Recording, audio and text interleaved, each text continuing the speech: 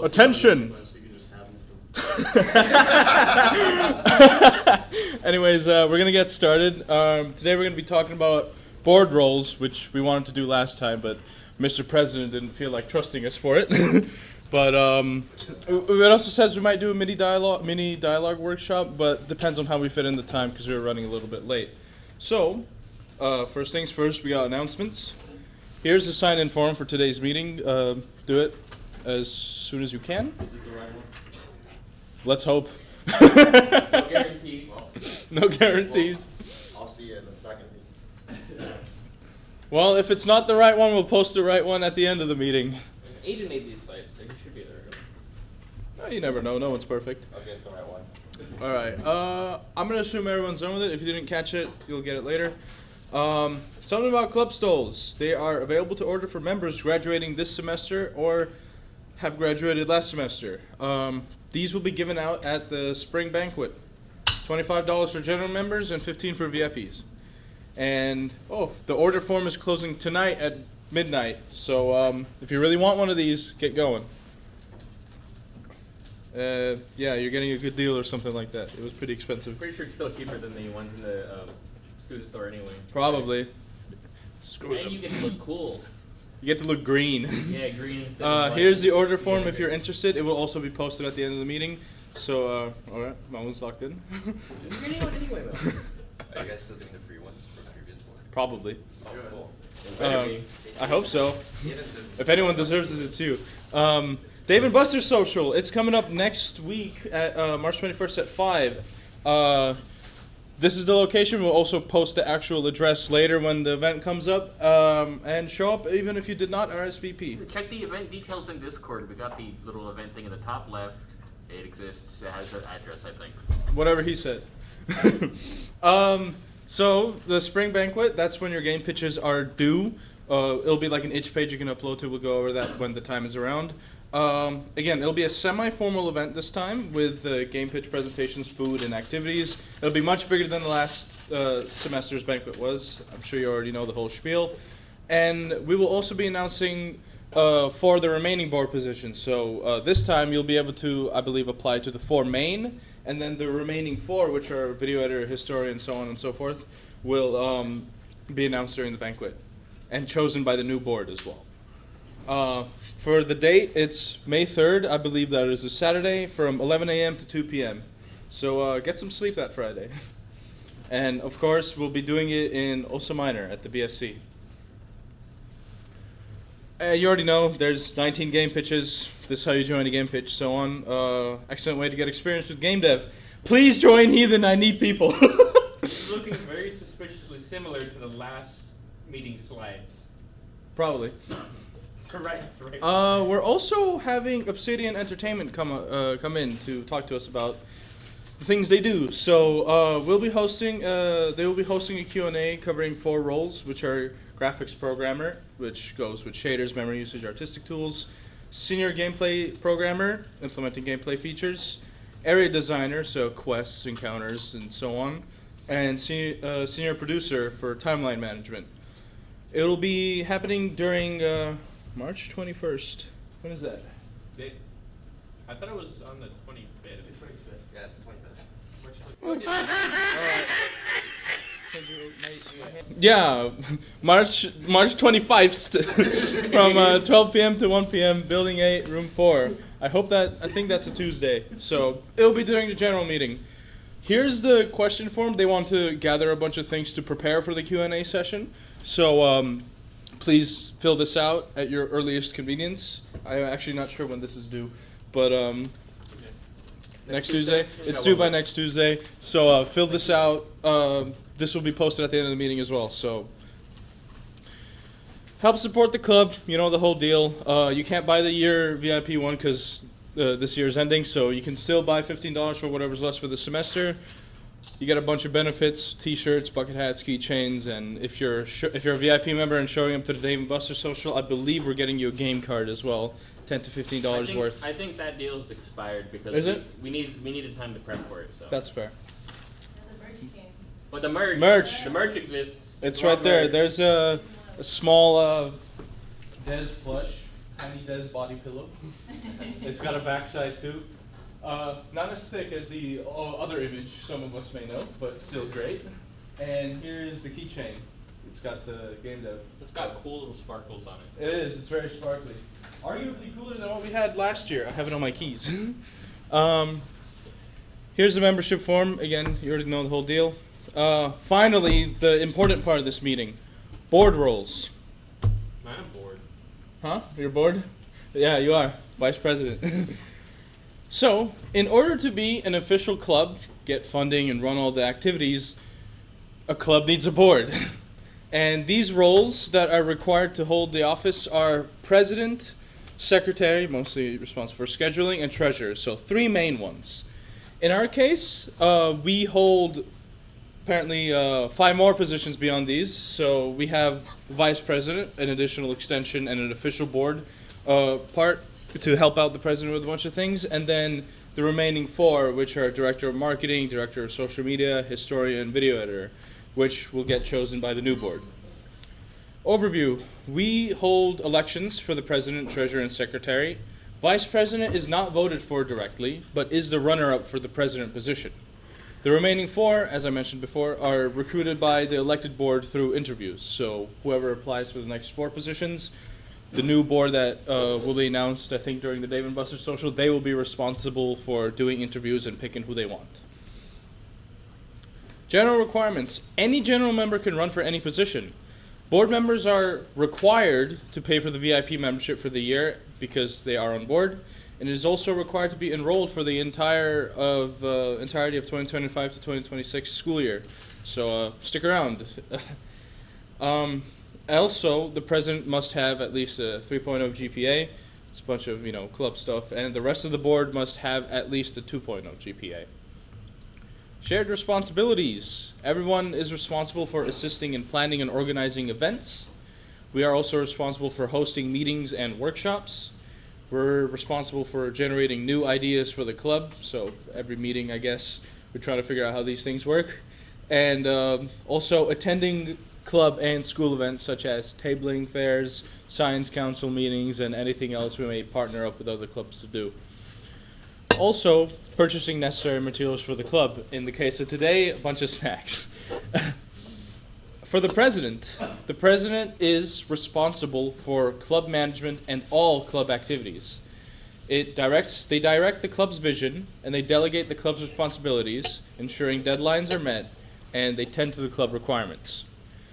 They do most of the communication with the guest speakers, advisors, other clubs, and etc. And they officially register the club on MyBar. Yes, we have to do this every year, I think. Vice president is expected to fill in the gaps between the board roles. They step in wherever the president cannot, of course. They oversee board activities. I thought there was one more point there.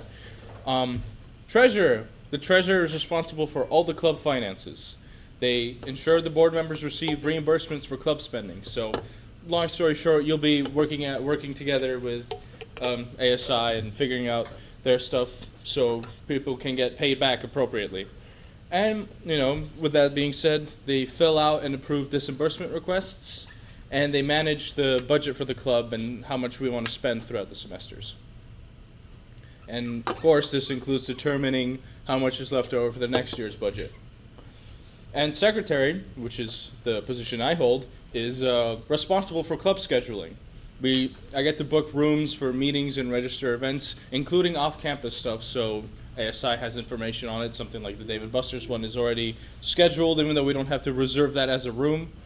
I also write weekly newsletters that maybe 2 people in this club read every week.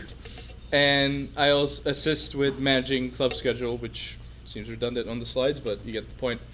And that's basically it for the main 4. And besides, despite all the main requirements, we still do what we can to help out the club in any other way, so you don't have to be a specific role to do more specific things. For example, I had to approve some DRs last week for some reason.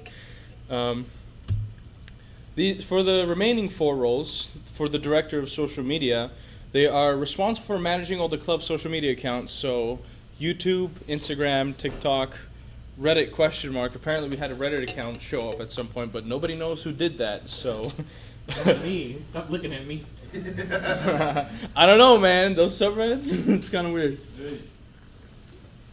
But yeah, we don't know who did that, but we'll figure that out. We also promote. They also promote online engagement with the club. So if you're on the Instagram, you see all the great graphics our artists made to figure out what announcements we got going on soon. They also are responsible to reaching out to the guest speakers as well, and working in tandem with the director of marketing, because of course you got to do marketing with social media.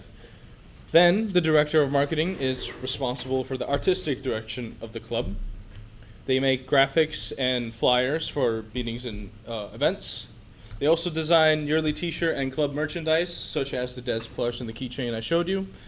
And they're also responsible to reaching out to guest speakers and helping out the president with that.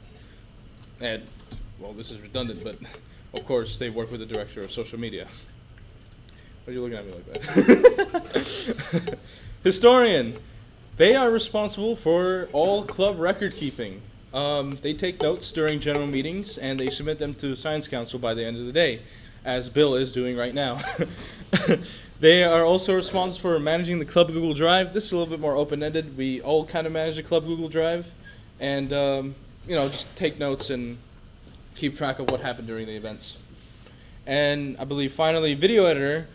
They are responsible for processing and uploading all meeting recordings, and this is a little dramatic, but transforming raw footage into a curated experience, censoring a bunch of that I'd be saying like right now. Sorry, Nathan. It was for the example. Uploading the videos to YouTube and managing the YouTube channel. And of course, be nice to your video editor and make sure everything works so they have less things to fix when they're doing that. It's always frustrating for them. Finally, why joint the board?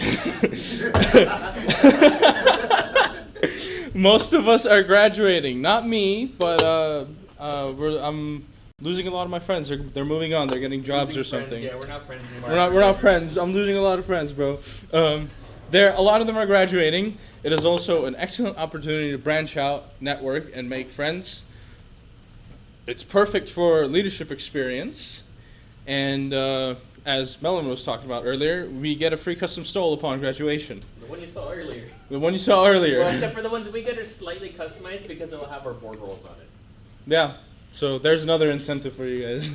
But I believe there's also an important part where I don't know if we can be as a club if we don't have a board, so please join the board. Finally, elections. The candidates for the 4 elected roles will fill out a form and give a speech at our next general meeting.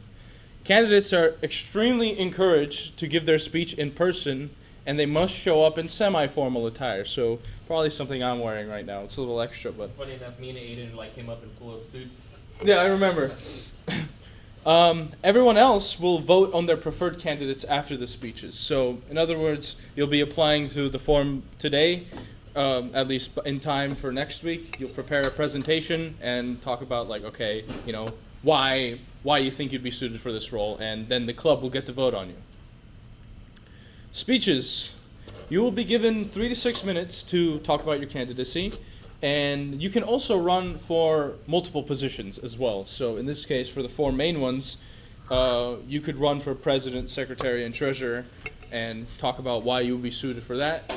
And the speech will count for all of the applied positions, and the slides are more like for a visual aid. I guess they're not necessary explicitly, but they will help out with proving your point and encouraging people to vote for you. So here's the board applications form. If you're interested, you could fill it out now, or you could also find it at the end of the meeting and think about it, because it's probably something you ought to think about. And before we move on to the workshop, which apparently we have time for, are there any questions regarding the board elections, roles, so on and so forth? Hi, Melvin. What's gonna happen to the webmaster? Did we discontinued it for this semester, I think, or this year? Wait, he didn't want to be webmaster no more, and we're like, we're not going to hire him. We're like, screw webmaster. Webmaster's dead. Someone's still paying for the website domain. Are we really? It's not me, so. I think it's Nandan. Oh God, Oh. we should do something about Webmaster To be then, fair, the or domain tell him is to like- stop paying for the It's website. like $8 a year, right? Yeah, it's not too bad. but That's still. fair, but you know that's still $8 going we to should give him waste. something, I guess. Yeah, or it might be Sam. It's one of those two. Well, whatever it is, I guess next year's board, if you're interested about updating the design, I don't think we have a position for Webmaster, but you guys could work it out amongst yourselves if you really care that much. I mean, technically, the new elected board could choose to get a 5th interviewee for Webmaster or do it themselves. Yeah, that's true. True, because The new board does have their own control over what they want to do. yeah, once new board gets elected, you'll be able to talk to us and also see if you want something. So if you do want Webmaster to be a role and something people could apply for to manage the official GDC website that hasn't been updated in like a year or two. Since like December, his Yeah. administration. Yeah, like a year or two, if you're interested in that and bringing that role back, or not, and just doing it through one of the official roles that already exists or plan to exist for next semester, you know, you'll work it out amongst yourselves. And if nobody else has any other questions, Dialogue. I guess we could move on to the dialogue workshop, I didn't which even know we were doing this. I knew we were doing this, but I knew thought we were doing it at some point. I didn't know we were doing it today. I didn't think we would have time to fit this in, but I guess we do. Yeah, dialogue. It's a very common form of communication and storytelling in video games. They can occur between NPCs or between NPCs and the player character, and they encompass both the lines themselves as well as conversation paths. Why is dialogue important? They convey relationships between characters in a story, characterization, as well as motivations. Good dialogue greatly enhances the story and gameplay experience. Bad dialogue can be boring, unserious, confusing, and otherwise ruin a great story or make a bad story even worse. This isn't about writing, but Yakuza 8 sucked anyways. What is good dialogue? They possess these attributes. Clear purpose, they're concise, they're memorable, cohesive to setting, they are also meaningful and impactful. So they can also be silly, they don't always have to be serious, such as Leon Kennedy's one-liners. What else is good dialogue? It should also flow like an engaging book, leaving the reader engaged and eager to know what happens next. There also has to be a balance between dialogue and gameplay, unless you're playing visual novels. Those things are entirely dialogue. Good dialogue is not always realistically achievable, because after all, it is a video game, and sometimes you have to suspend your disbelief to make things work. So, with that being said, what is bad dialogue? Bad dialogue possesses the following attributes. They are confusing, they are boring, they have inappropriate length, they are inappropriate for the setting, such as, like, I don't know, every hero shooter one-liner. And, can you guys tell I'm biased? They're also forgettable and, I guess, pointless, so probably a lot of, like, Ubisoft questline fluff. So what else is bad dialogue? Bad dialogue can interrupt the pace of the story and make it difficult to connect with the characters. They can also ruin the seriousness of a game and immersion. They can also transform sections of a game into spacebar spam simulators. I mean, some people like that. And it is worse than having no dialogue at all. Some of the greatest games, like Limbo, I believe does not have any dialogue in it, but it's one of the greatest platformers ever because it gets that stuff through its atmosphere. Mr. Freeman doesn't say a word. Oh yeah, my favorite voice actor is whoever did the voice for Gordon Freeman, and also Adrian Shepard and Barney Calhoun, specifically in Blue Shift. Dialogue implementation. Well-planned dialogue systems make implementing dialogue efficient. Who would have thought? There are many different ways to implement a dialogue system, and one of the examples is a directed graph. Transitions occur when the player must select a dialogue path or when the speaker changes, and apparently this thing is optional. Is this a repeat of the slide? It is a repeat of the slide. And this is Aiden's note. He was hoping he was here to talk about this because there's a lot of good information in here. Once again, sacrifice the science. Once again, sacrifice the Science Council. I mean, I don't know how I can talk about this in the manner that Aiden wanted to, but dialogues are like flowcharts, I guess. I think this is meant to be Well, this is kind of for like. this is like the functionality and less about writing good dialogue. Yeah. So you have list, text speaker, node, next node. It's almost like a linked list kind of deal. Yeah. Yeah, he said it was a directed graph, so I guess this is the components that would go into writing a dialogue tree, and where else it could flow if you go through options. In this case, you can see it loops back all the way around to wherever you started. If it's not an option you could use, or just a superficial option, and then a bunch of other stuff. So I wish Aiden was here to talk about this. Because Anybody have dialogue in their games? No? you guys talk in your games. Mary? Yeah. So like what I'm seeing here is that whichever option or choice you do, it leads to a different path, and each path should be their own thing to make things interesting for your game.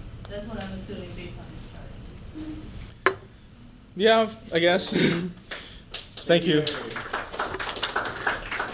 The incredible game director of Popcorn Teeth. Yeah, that's dial. I mean, you guys could. Oh, there's more. Is this the same thing? No, it's not. All right. Well, I'm gonna go past this one. I think this is what he was gonna talk about.